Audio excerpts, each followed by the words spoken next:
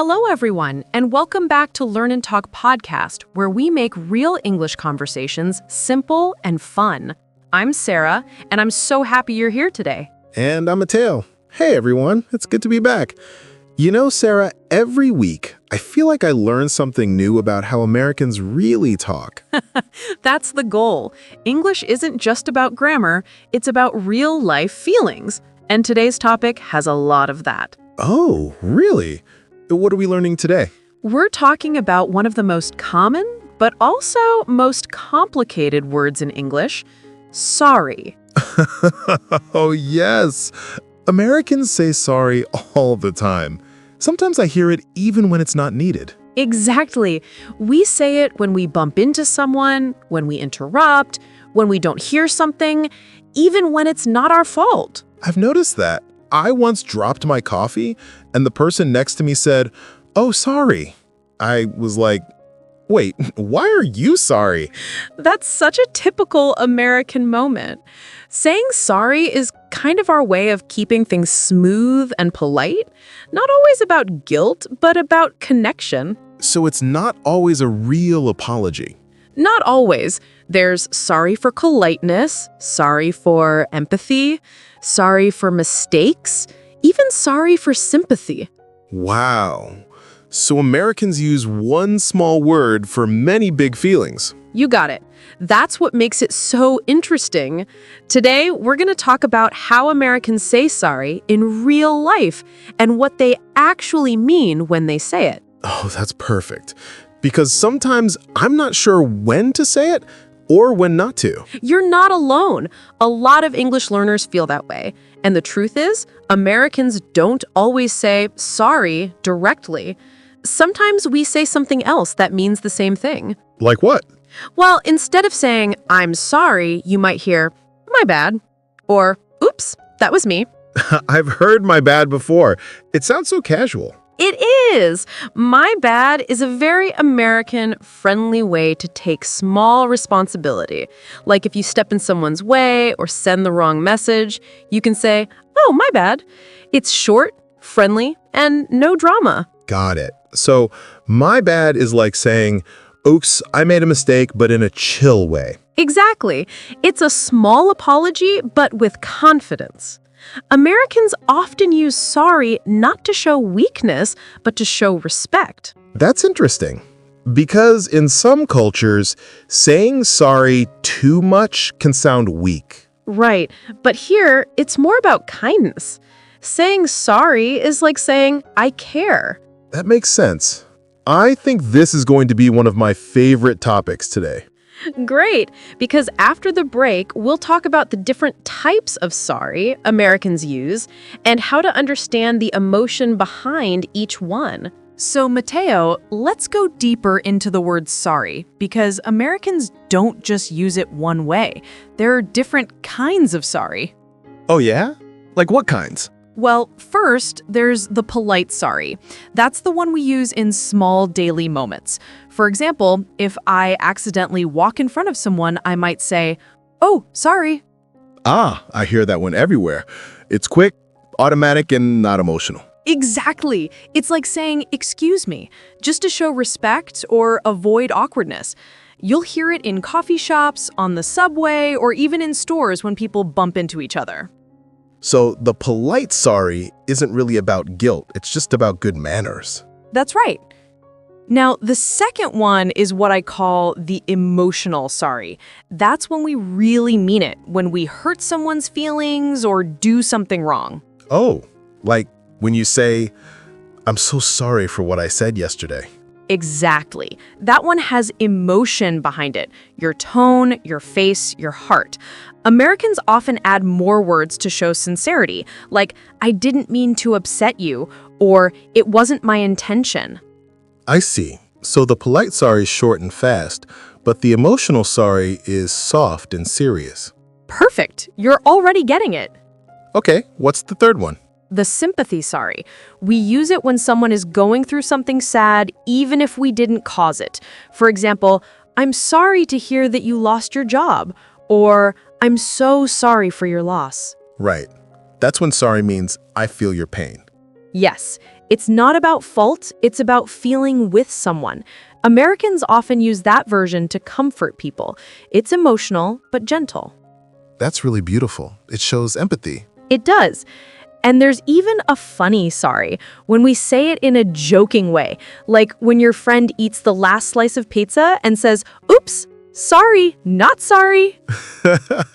Oh yes, I've seen that on social media. Hashtag sorry not sorry. It means you're not actually sorry, right? Exactly. It's playful and confident, like saying, "Yeah, I did that, and I'm okay with it." So sorry can be polite, emotional, sympathetic, or even funny. Wow, one word, 4 different feelings. Yes, and that's what makes English so fascinating. The same word changes its meaning depending on your tone, face, and situation. That's true, because if you say sorry with a serious face, it feels heavy, but if you say it with a smile, it feels light. Perfect observation. Tone is everything. That's why it's so important to listen to how people say it, not just the word itself. I think sometimes we just learn sorry from textbooks, but we don't learn the real feelings behind it. Exactly, Mateo. In real conversations, sorry becomes more human. It's not grammar, it's emotion. So true. You know, I think I've said sorry in wrong places before. That's okay. Most Americans say it too much. But next, we'll talk about that, when not to say sorry, and how over-apologizing can actually make you sound less confident. Oh, that's interesting. I need that part. You and everyone listening. Let's dive into that next.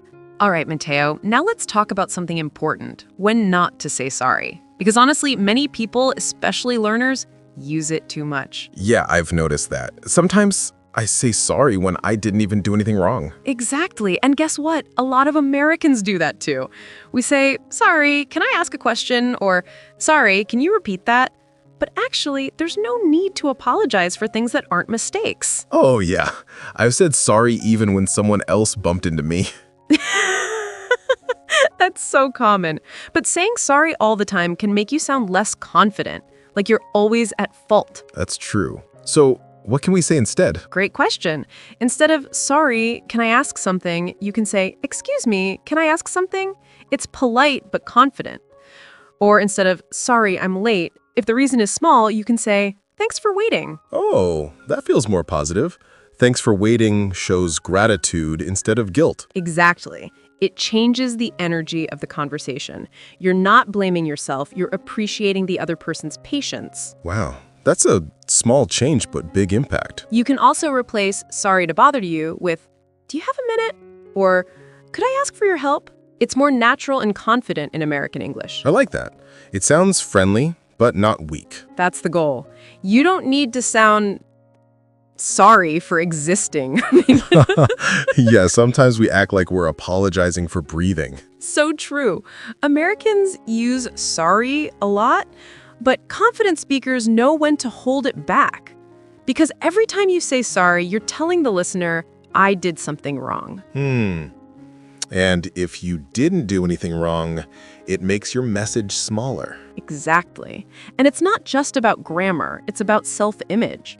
Confident communication means choosing your words carefully. So when I enter a meeting and say, "Sorry, I'm late," I should maybe say, "Good morning. Thank you for your patience." Perfect. That sounds confident, polite, and warm. I love that. So basically, don't waste sorry on small things. Save it for moments that really matter. Yes, because when you save it, your sorry becomes stronger when you actually need it.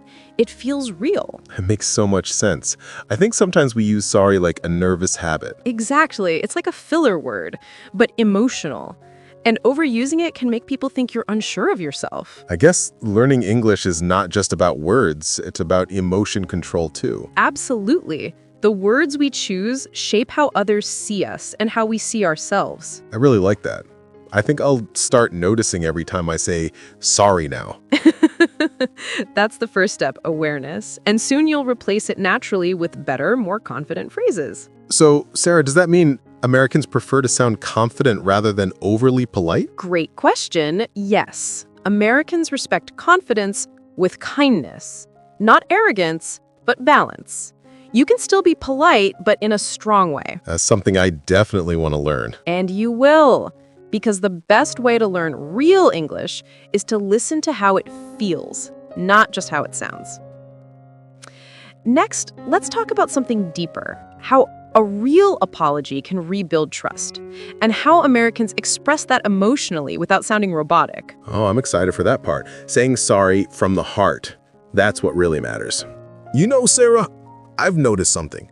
Americans say sorry in moments that aren't even sad. Like, you bump into someone, they say sorry even if it was your fault. It's almost like a connection word, not an apology.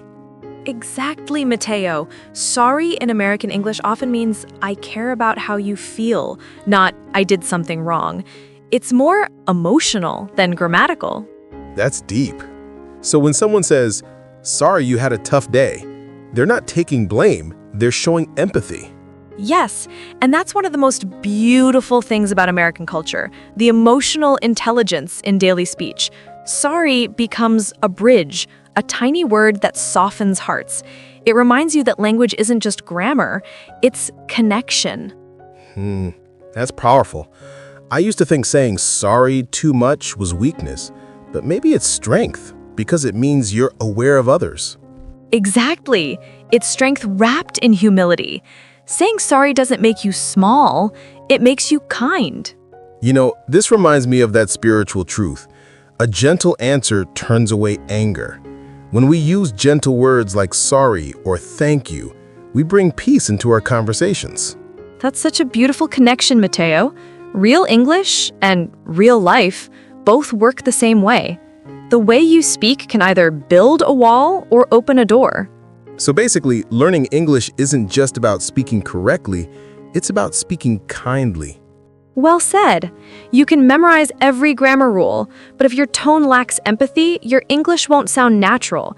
Americans respond more to how you say things than what you say. That's so true. Even a simple, sorry, I didn't mean to interrupt, can change the energy in a room. Exactly.